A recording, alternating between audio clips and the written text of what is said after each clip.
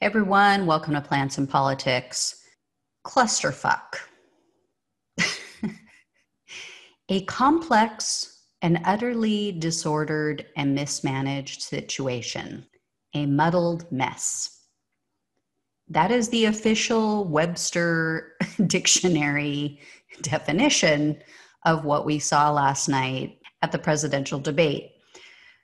Oh, dear Lord. Yeah, it was something. I'll say that. It was something. Everybody who watched it felt like they had just lived through about 5 years of watching their parents in knockout, drag-out fights. So anyway, I'm not going to go through the point by point. I mean, as usual, Trump lied through his teeth. Biden lied some too. All in all, I think that Trump, he's going to be Trump. He's playing to his base. He's not I can't imagine that he's expanding his base much with the way he acted last night. The lies he told about COVID, that was my biggest issue with him, is just the lies he tells about COVID, something that's literally a life or death situation. And definitely Biden was weak. I mean, my biggest issue with Biden and Democrats in general is why in God's name are they so damn weak? When you are faced with a bully, when you are being attacked by a bully, you don't cower in the corner, you don't give way, you don't yield, you don't adopt their framing or go on the defensive, you go on the offensive. Every time Trump brought up anything about Hunter Biden, Biden's response should have been something about Trump's kids. And if you notice, when he started to mention Trump's kids, Trump had a look of terror and rage in his face. You want to make Trump melt down? Start bringing up the millions of dollars that he gave to his children, Ivanka in particular, to take as a tax write-off for so-called consulting fees. That's not only immoral, it's not only unethical, it's illegal. You can't give your children money and lie and say it was for consulting fees to avoid paying taxes. Bring that up. Bring up the fact that Ivanka tried to get trademarks in China for years. And then all of a sudden, when Trump becomes president and he is bickering back and forth with the Chinese government, all of a sudden those trademarks came through. Hundreds of trademarks all of a sudden appeared. Talk about how Trump's kids were trying to sell Chinese nationals American visas for $500,000 a pop. Ask them about that. How is that okay? Talk about the interview that Eric Trump gave to a golf magazine, where he said that the majority of their funding for their golf courses and their projects comes from Russia. Why? Why would you not bring any of that up? You have the platform, you have the perfect opportunity for millions of Americans to see and hear all of that. Put Trump on the defensive. I am so sick of these weak Democrats. It's pathetic. But here's really what I want to talk about. So GOP pollster Frank Luntz hosted a virtual focus group, kind of a roundtable, and he interviewed and asked questions of 9 men and 6 women after they watched the debate. He also brought on other people to ask them questions. And I watched the entire thing. Here's the key points and really kind of some eye-opening information and details.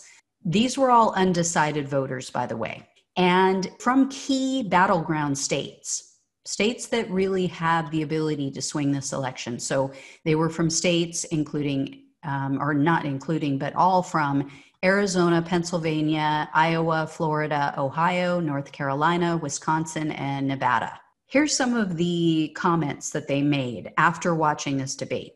They commented on the fact that no one is talking about what they're going to do for Americans. They mentioned that they talked about what they're doing in regard to corporations, whether or not they're giving corporations tax breaks and perks and benefits and the stock market and so forth. But what are they going to do for average Americans? This came up several times, that nobody was talking about the next round of stimulus checks, if there even was going to be a next round of stimulus checks. What are you going to do to help average Americans who are struggling right now, who are out of work, who have now lost all of their benefits? They talked about the need for additional proof, because many of them at the end of this still hadn't decided. They were still undecided at the end, which is something that Frank Luntz said he's never seen before. So some of them require more proof of Biden's cognitive ability. Some of them said that they didn't answer the questions, which was very true. They talked around the questions, they filibustered, they changed the subjects, but they didn't actually answer the questions. And then someone said they want Biden to provide reasons to vote for him, not just why you shouldn't vote for Trump. Provide them with the reasons why you should be voted for, not just, hey, I'm not the other guy and how bad he is. And that's something that the Democrats didn't do in 2016, and they're not doing it again. They're once again banking on the fact that Trump is so bad that people just aren't going to vote for him. One person who said that he was raised in a Republican household, he was considered himself Republican throughout his life, said that it's not enough that Trump just denounced white supremacists. He said that literally his words were that Trump inflames anger. And he also commented that Trump slow walked the COVID response. And he said that Trump was unhinged and he's a poor leader. That's a Republican. There was a black woman, there was only one black woman on the entire panel, and she said she made a lot of incredible and great points, and she was still undecided by the end of the night. She said, and I think Democrats, liberals especially, if you hear nothing else, hear this comment from this woman. She said, Republicans don't care for black people, but Democrats use black people. Hear that. Hear what she is saying. They want more than kente cloth. They want more than, as I forget who it is that says it, but black faces in high places. Stop with the theater and the acting and all of this virtue signaling. And I saw somebody online saying, oh, virtue signaling actually means that you give a damn. No, virtue signaling without actions is just virtue signaling. Virtue signaling without policies, without actual change to help people in a way that matters, in a way that changes their financial situation, in a way that puts them on a level playing field, that gets rid of the financial divide in this country, is just virtue signaling. Stop pandering, start policying. And I realize it's not a word, but it is now. I just made it up. So feel free to use that. One really funny thing, and another first for Frank Luntz, was that someone said that Trump seemed like a crackhead. He was so out of control. He just couldn't calm down. He kept talking over Biden. He was like shot out of a cannon. And it bothered everyone, even the people who came away saying that they're probably going to vote for Trump. They didn't like it. Who would pick the best cabinet? That was one of the questions that came in. A lot of people said there was not enough information regarding Biden's choices and who he would put in his cabinet. And, comments varied. I mean, you had the people who were Republicans who were concerned about Biden picking people who were too progressive. I mean, come on, people. If you don't know by now that Biden is a centrist, Republican light candidate, and that he's not going to fill his cabinet with corporate elites and people who have no clue what average Americans want and need and pander to only corporate donors, you have not been paying attention. You don't know anything about Biden's history. Sorry, but that's who he is.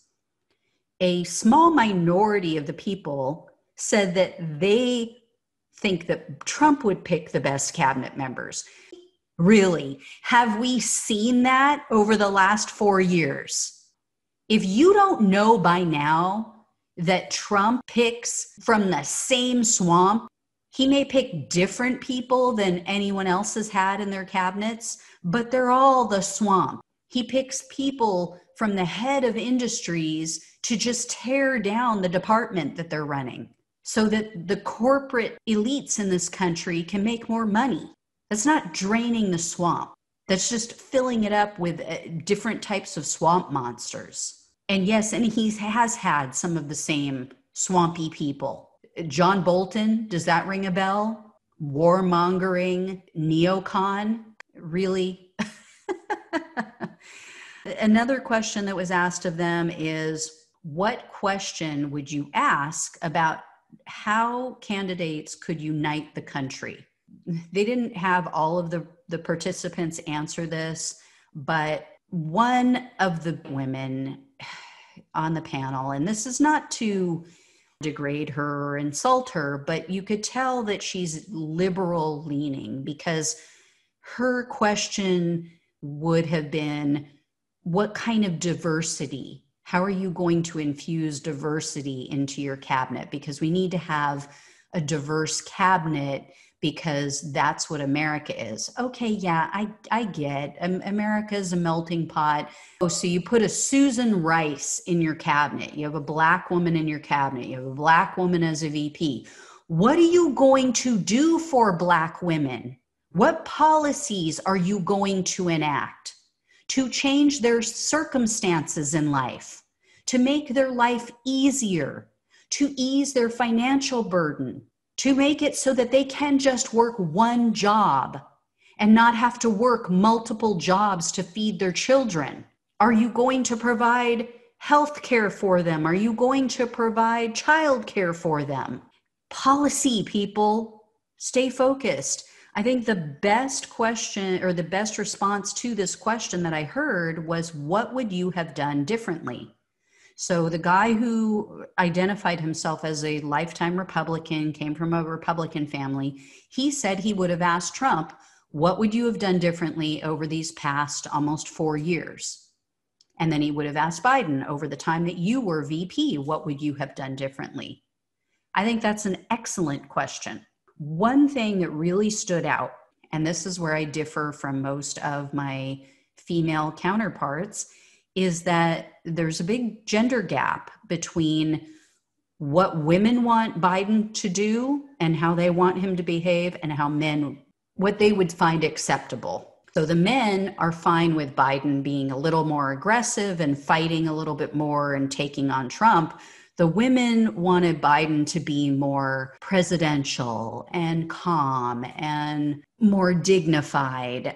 I'm sorry, I tend to be the type that I want him to get in there and throw some punches. Like I said, I think he needs to go on the offensive. I think he needs to take on Trump in an aggressive way. You fight fire with fire. I'm tired of seeing the Dems getting punched in the face and just standing there and take it. I'm not one of these that thinks, oh, it's so, I love Michelle Obama for saying, when they go low, we go high. What has that gotten us? What the hell has that gotten us? Nothing. It's gotten us walked on. That's what it's gotten us. When they go low, punch them in the throat and you kick them in the teeth. Metaphorically speaking, I am not advocating for violence. Let's be clear. I'm not saying that you literally punch people in the throat or kick them in the teeth. A lot of women are not going to agree with me on that, but tell me, what have we won over the last 4 years? How has Pelosi's approach gotten anywhere? We have lost every battle over this last 4 years. Trump has just walked all over Pelosi and Schumer and taken everything he wanted and then some. So sorry, we need a different tact. We need to take a different approach. One thing they asked about was endorsements and whether or not various endorsements that the candidates receive influence your vote.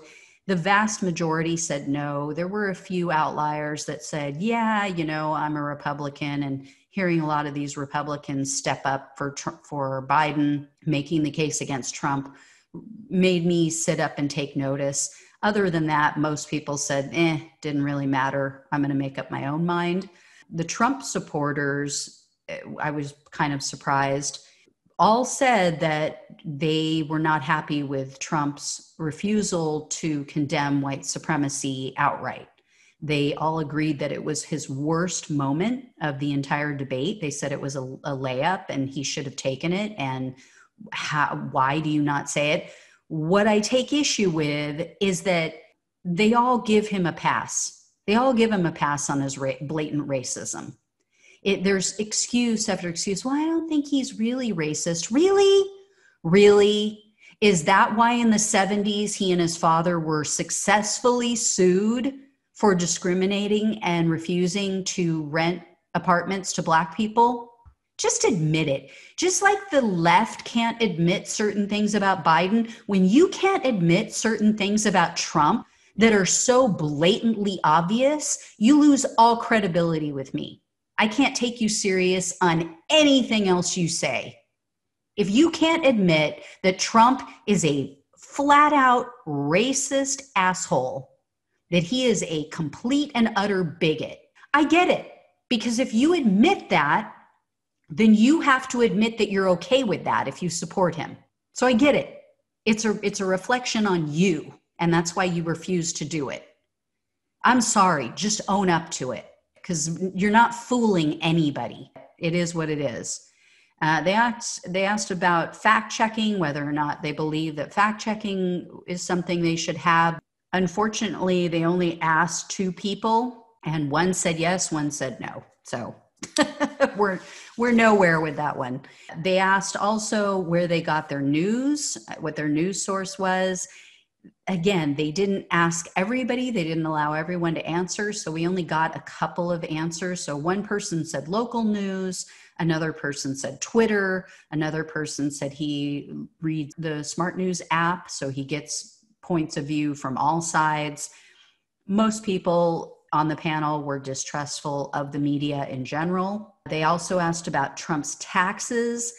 A couple of the people who responded clearly did not read the report. They missed the point entirely.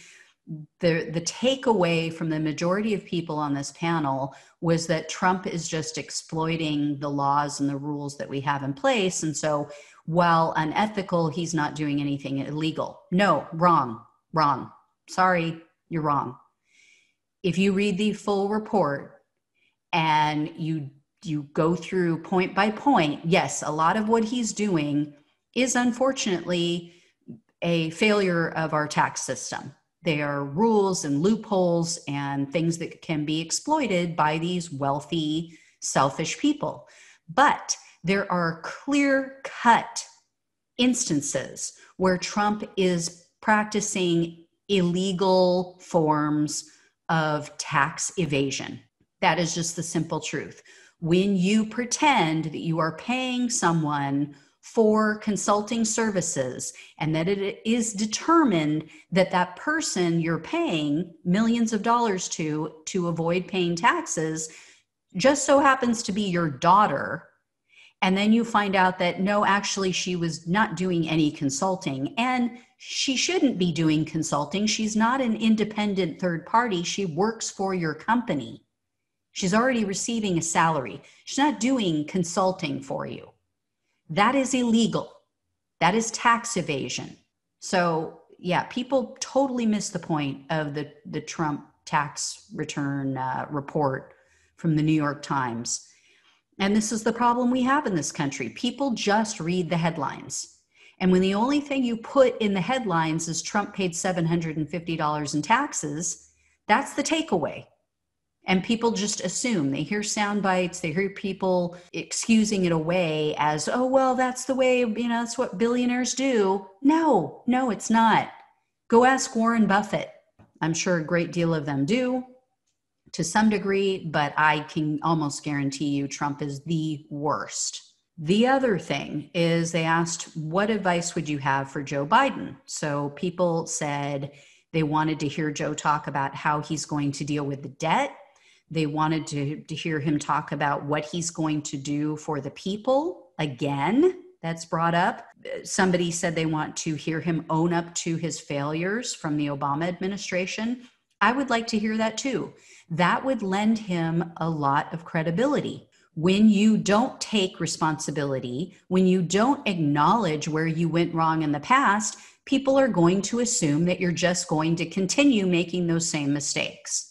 And those mistakes have real world consequences and is what led to Donald Trump's election. You failed people in many ways. They did a lot of good. I'm not going to say they didn't do any good, but they did a lot of harm too. So he needs to own up to that to regain his credibility and to show people that he will do better moving forward. Another thing that someone mentioned was to focus on a positive message and image for the future. Again, what are you going to do for the people moving forward? And then what everyone seemed to agree on is a plan. They want to hear a plan. And that was not just focused on Biden. They want to hear a plan from Biden and Trump because they felt that neither one of them actually shared details of a plan. Both of them kept saying, I have a plan, I have a plan. I'm sorry. I think this point negatively affects Trump more than Biden because he's in office. He's in office. He's been in office for almost 4 years now. He kept talking about all these plans he had. He kept talking about his health insurance plan. That never came to fruition. He's had 4 years to put that together. He said it was so easy.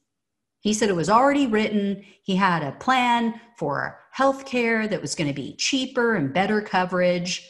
Never happened. It's not going to happen. If after 4 years of his failings and broken promises, you still believe that this guy is going to pull it out, oh, God, bless you. Bless your little heart. That's all I have to say. I had a conversation with a woman after the election, but before Trump took office, and she was 100% convinced that Trump was going to get rid of immunizations, that he was anti-vax and he was going to get rid of vaccinations. And I told her then that she was smoking crack, in a nice way, of course. I didn't say it that way. But I basically let her know, not going to happen. He's not going to go against big pharma and the insurance industry. And she, basically said that I was wrong, and we disagree on that point. We agreed on a lot of other things, but yeah, she thought that I was totally mistaken. I just didn't understand who Trump was. Well, I wish I could talk to her today, 4 years later, because as far as I know, we still have vaccinations. And right now he's pushing very hard for a COVID vaccination. So that's part one, guys. As always, like, share, subscribe. I'll talk to you soon. Thanks for listening to Plants and Politics. The only way we can take our country and power back is to spread the truth and build an army. So remember to like, follow, subscribe, and share on Facebook, YouTube, and wherever you listen to your podcasts. Thanks again.